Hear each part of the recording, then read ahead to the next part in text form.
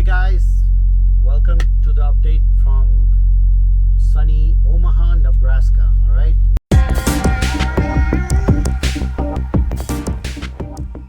We are here, and today's video I'm going to be covering basically safe driving tips for so much what I've learned so far. I've been in TNT for about 2 weeks now. So far I went through fog, rain, and last night we went through snow. The only thing we didn't go through yet is a hurricane and a tsunami, but maybe later on. But so far so good. So let me tell you, one thing I liked about Prime before I came here was that they emphasized safety. Like, if you are in charge of your truck and you don't feel safe and all that stuff, it's up to you. And I was like, okay, let's see if that's true, and that is actually true. They do emphasize safety a lot, and they do mention that if whenever the weather is bad, don't take the chance, pull over, and be safe. Don't drive in bad weather conditions. And that's exactly what happened last night. Last night we were on I-80 going through Ohio and all that stuff, and weather started getting really bad. And at one point I was driving, and then my instructor, he took over and he was driving, and at one point the weather got so bad that we couldn't see anything clearly. It was all, and there were trucks that were on the hammer lane on the next, and going at 65 and all that right next to us, and we are going 40, and it was not safe. So he did exactly what he was supposed to do. He pulled over into a truck stop and we shut the truck down. So you know what, one thing my instructor said that is will reminds me something, and I'll probably remember it for a long time. It's no delivery is as hot that cannot be cooled down in a ditch.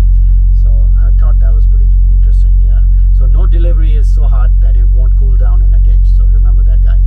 Deliveries can always be rescheduled, and that's what we did. We called our dispatch, told them that because of weather we are pulling over. He said that's fine, and he pushed our delivery down 2-3 hours or whatever.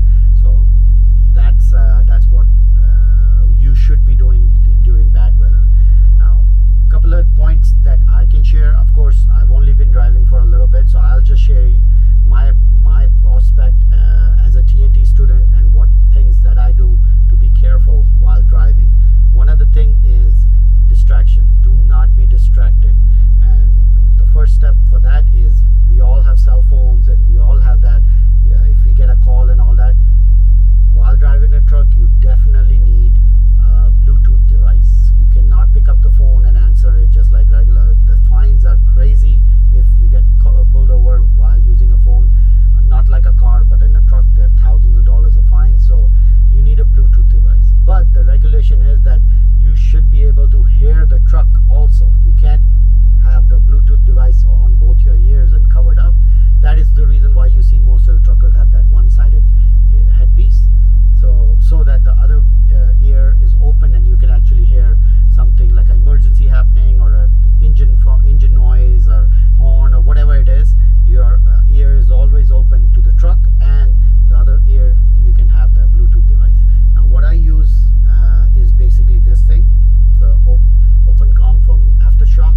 This is a bone vibration sort of thing, so it doesn't cover your ear.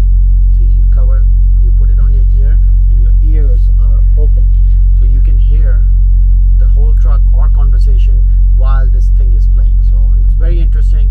It's a gift from my wife for passing this CDL test, and she's awesome. She did a lot of sacrifices for me to be here. Like, today is my daughter's birthday, and they're celebrating over there, and I'm over here. So yeah, they're doing their part, to make things happen, and I'm doing my part over here. But yeah, so don't be distracted while driving. Have some sort of Bluetooth. Second thing is, while you're driving, just constantly keep looking behind on both sides, and be aware of cars that are going to try to creep from each side. That's a very important thing. I'm just giving you some of the highlights that I can remember. Another thing is, when you're passing through places like Nebraska and Idaho and all that wide open spaces,